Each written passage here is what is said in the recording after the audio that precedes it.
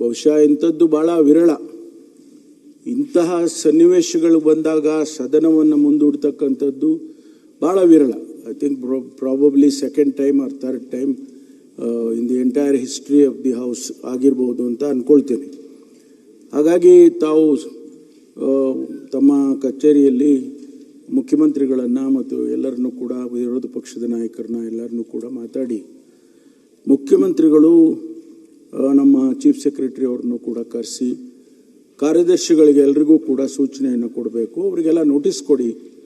ಆಮೇಲೆ ಅವ್ರು ಯಾರಾದರೂ ಕೂಡ ತುಂಬ ಕ್ವಶನ್ಸು ಅವರಲ್ಲಿ ಉಳ್ಕೊಂಡಿದ್ರೆ ಅಂಥವರಿಗೆ ಸಸ್ಪೆಂಡ್ ಕೂಡ ಮಾಡಿ ಹಾಗೆ ಅಂತಕ್ಕಂಥದ್ದನ್ನು ಮಾನ್ಯ ಮುಖ್ಯಮಂತ್ರಿಗಳು ತಿಳಿಸಿದರು ತಮ್ಮ ಮುಂದೆ.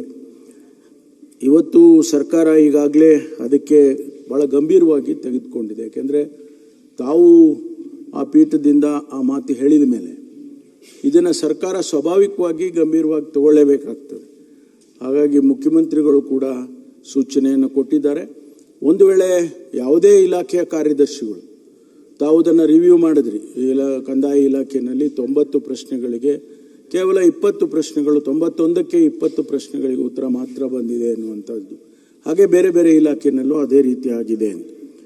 ಹಾಗಾಗಿ ಸರ್ಕಾರದ ಪರವಾಗಿ ನಾನು ಮುಖ್ಯಮಂತ್ರಿಗಳ ಪರವಾಗಿ ಮತ್ತು ಸರ್ಕಾರದ ಪರವಾಗಿ ಭರವಸೆಯನ್ನು ಕೊಡ್ತಕ್ಕಂಥದ್ದು, ಮುಂದೆ ಇಂಥ ಬೆಳವಣಿಗೆ ಆಗದಾಗೆ ಸರ್ಕಾರ ಗಂಭೀರವಾಗಿ ಇದನ್ನು ತೆಗೆದುಕೊಂಡು ಉತ್ತರಗಳನ್ನು ಕೊಡುತ್ತೆ ಅಂತ ಹೇಳಿ ಈ ಸಂದರ್ಭದಲ್ಲಿ ಹೇಳೋದಕ್ಕೆ ಬಯಸ್ತೇನೆ. ಈಗ ಅಧ್ಯಕ್ಷರೇ, ಇಲ್ಲ ನಾವು ಮಾತಾಡ್ಬೇಕಲ್ಲ, ನಾವೇ ಪ್ರಶ್ನೆ ರೈಸ್ ಮಾಡಿದ್ದು ಅವರಲ್ಲ. ಅವ್ರು ಆರಾಮಾಗಿ ಕೂತಿದ್ದಾರೆ. ಒಂಥರ ಸರ್ಕಾರ ಸೋಮಾರಿ ಸರ್ಕಾರ ಸರ್ಕಾರ ಉತ್ತರ ಕೊಟ್ಟಿದೆ. ಇಲ್ಲ ಈಗ ನಾವು ಅಧಿವೇಶನದಲ್ಲಿ ಕಳೆದ ಒಂದು ವಾರದಿಂದನೂ ಕೂಡ ಈ ತರ ಘಟನೆಗಳಾಗ್ತಾ ಇರೋದನ್ನ ಪದೇ ಪದೇ ತಮ್ಮ ಗಮನಕ್ಕೆ ತಂದಿದ್ರಿ. ನೀವು ಫಸ್ಟ್ ವಾರ್ನಿಂಗ್, ಸೆಕೆಂಡ್ ವಾರ್ನಿಂಗ್, 3ನೇ ವಾರ್ನಿಂಗ್ ಆಯಿತು, 4 ಆಯಿತು, ಇವತ್ತು 5ಕ್ಕೆ ಬಂದ್ಬಿಡ್ತು. 5ಕ್ಕೆ ಬಂದಾಗ ನೀವು ಈ ಸದನದ ಒಂದು ಗೌರವವನ್ನು ಕಾಪಾಡಬೇಕು, ಸದನಕ್ಕೆ ಒಂದು ಘನತೆ ಗೌರವವನ್ನು ತಗೊಳ್ಳೋವಂಥ ದೃಷ್ಟಿಯಿಂದ ನೀವು ತೀರ್ಮಾನ ತೆಗೆದುಕೊಂಡಿದ್ದೀರಿ.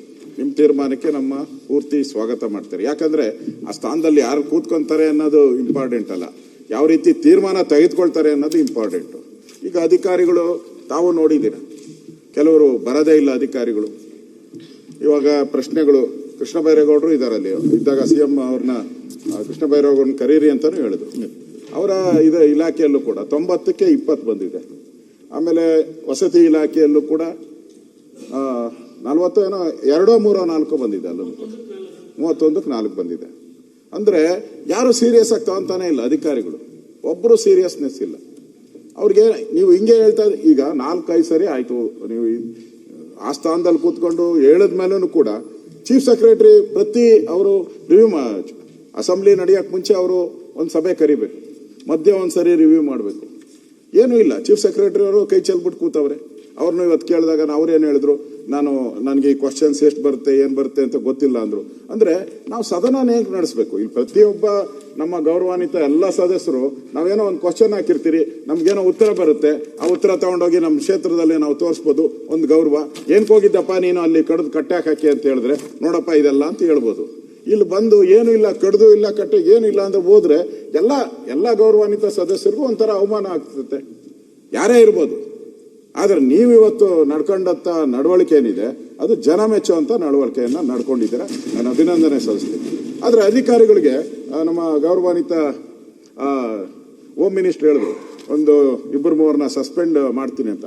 ಆ ಭಾಷೆಯಲ್ಲಿ ಹೇಳಿದ್ರೆ ಯಾರು ಸಸ್ಪೆಂಡ್ ಆಗಲ್ಲ. ಇನ್ನು ಸ್ವಲ್ಪ ಖಡಕ್ಕಾಗಿ ಹೇಳ್ಬೇಕು, ಸಸ್ಪೆಂಡ್ ಮಾಡಬೇಕು. ಆಗ ಆ ಸ್ಥಾನಕ್ಕೆ, ತಮ್ಮ ಸ್ಥಾನಕ್ಕೆ ಗೌರವ ಬರ್ತತೆ, ಇಡೀ ಸದನಕ್ಕೆ ಒಂದು ಗೌರವ ಬರ್ತತೆ. ನಾನು ಮುಂದೆ ಪ್ರಸ್ತಾವ ಮಾಡೋನಿದ್ದೀನಿ, ಕೆಲವು IAS ಅಧಿಕಾರಿಗಳು ಆಫೀಸ್ಗೆ ಬರಲ್ಲ, 8 ತಿಂಗಳು 9 ತಿಂಗಳು ಬಂದಿಲ್ಲ. ರೆಕಾರ್ಡ್ ಕೊಡ್ತೀನಿ ನಾನು, I will show the record.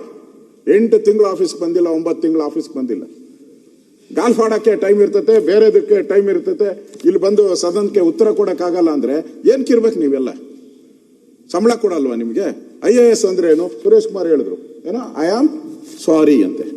I ಅಂದ್ರೆ I am sorry, I am sorry. ವಿ ಸೇರಿಸ್ಬಿಡಿ, ಐ ಆಮ್ ವೆರಿ ಸಾರಿ ಆಗೋತತೆ. ಹಾಗೆ ನಡ್ಕೊಂತ ಇದ್ದೀರಾ ನೀವು. ಇಷ್ಟೆಲ್ಲ ಹೇಳಿದ್ಮೇಲೂ ಕೂಡ ಆ ಪೀಠದ ಒಂದು ಗೌರವನ್ನ ಕಾಪಾಡೋದು ಅವರೊಬ್ಬರದೇ ಕರ್ತವ್ಯ ಏನಲ್ಲ. ಎಲ್ಲರದೂ ಕರ್ತವ್ಯ, ನಮ್ಮೆಲ್ಲರದು ಕರ್ತವ್ಯ, ಅಧಿಕಾರಿಗಳು ಕರ್ತವ್ಯ. ಮನ್ಸಿಗೆ ಬಂದಂಗೆ ನೀವು ಅತ್ತೆ ಮನೆಗೆ ಬಂದಂಗೆ ಹೋಗ್ತಾ ಇದ್ರೆ ಯಾರು ಕೇಳ್ತಾರೆ ಇಲ್ಲೆಲ್ಲ? ಅದರಿಂದ ಇವತ್ತೇನು ಬೆಳವಣಿಗೆ ಆಗಿದೆ, it is A record, it is A record.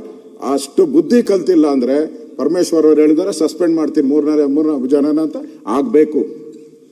ನಾವು ಯಾರು ಅಧಿಕಾರಿ ಅಂತ ಹೇಳಲ್ಲ. ಯಾರು ತಪ್ಪು ಮಾಡಿದ್ದಾರೆ, ಯಾರು ಕಡಿಮೆ ಅಂಕಗಳನ್ನು ತಗೊಂಡಿದ್ದಾರೆ ಫೇಲ್ ಮಾಡಿ ಅವ್ರನ್ನ ಸದನಕ್ಕೆ ಅಗೌರವ ಮಾಡ್ಕೊಂಡು ಇವರು ಬೇಕಾಬಿಟ್ಟಿ ಬರೋದಾದ್ರೆ, ಮಂತ್ರಿಗಳು ಅಷ್ಟೇ. ಮಂತ್ರಿಗಳು ಅವರು ಕೆಲವರು ಮಂತ್ರಿಗಳು ಹೇಳ್ತಾರೆ ನಾವೆಲ್ಲ ಸೈನ್ ಹಾಕಿ ಕಳಿಸ್ಬಿಟ್ಟು. ಈ ಮಂತ್ರಿಗಳು ಏನು ಅಂತ ಹೇಳಿದ್ರೆ ಕ್ವಶನ್ 90 ಕ್ವಶನ್ ಬಂದಿತ್ತು, 90ಕ್ಕೂ ಸೈನ್ ಹಾಕಿದ್ದೀನಿ ಅಂತಾರೆ.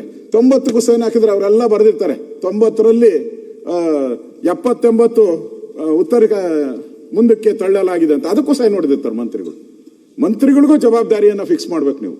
ಯಾಕಂದ್ರೆ ಅವ್ರು ಕಂಟ್ರೋಲ್ ಮಾಡುವಂಥದ್ದು ಮಂತ್ರಿಗಳು ಸರಿ ಹೋದ್ರೆ IAS ಅವರು ಸರಿ ಹೋಗ್ತಾರೆ, IAS ಸರಿ ಹೋದ್ರೆ ಎಲ್ಲರೂ ಸರಿ ಹೋಗ್ತಾರೆ, ಕೆಳಗಿನ ಅಧಿಕಾರಿಗಳು. ನಾವು ಬರುವಂತ ಎಲ್ಲ MLAಗಳದು ನಮ್ದೇನೋ ನಾವೆಲ್ಲ ಒಂದು ಕ್ವಶನ್ ಬಂದ್ರೆ ಒದ್ದಾಡ್ತಾ ಇದ್ರಿ. ಮೊನ್ನೆನೋ ಕಾಲಿಂಗ್ ಅಟೆನ್ಷನ್ ಬಂದಿಲ್ಲ ಅಂತ ನಮ್ಮವರೆಲ್ಲ ಇಲ್ಲ ಸರ್ 15ದಿಂದ ಜಾಸ್ತಿ ಮಾಡಿ ಅಂದ್ರು. ಆ ಥರತೆ ಇದೆ MLAಗಳಿಗೆ, ಆ ಥರತೆ ಇದೆ. ಏನೋ ಮಾಡಬೇಕು, ಕೇಳಬೇಕು ಅಂತ ಇದೆ. ಇಲ್ಲಿ ಏನು ಉತ್ತರನೇ ಇಲ್ಲ ಅಂತ ಹೇಳಿದ್ರೆ ಅದು ಸರಿ ಇರಲ್ಲ ಅಧ್ಯಕ್ಷ. ಅಧಿಕಾರಿಗಳ ಮೇಲೆ ಕ್ರಮ ಆಗಬೇಕು, ಮಂತ್ರಿಗಳಿಗೂ ಎಚ್ಚರಿಕೆಯನ್ನ ತಾವು ಕೊಡಬೇಕು ಅನ್ನೋ ವಿನಂತಿಯನ್ನು ಮಾಡಿ ತಾವು ಆ ಪೀಠದಲ್ಲಿ ಕೂತ್ಕೊಂಡು ತಗೊಂಡಿರುವಂತ ಏನು ತೀರ್ಮಾನ ಇದೆ ಅದೊಂದು ಲ್ಯಾಂಡ್ ಮಾರ್ಕ್. ನಾವು ನಿಮಗೆ ಅಭಿನಂದನೆ ಸಲ್ಲಿಸ್ತೀರಿ. ಈಗ ಸಾಕು ಒಂದೇ ನಿಮಿಷ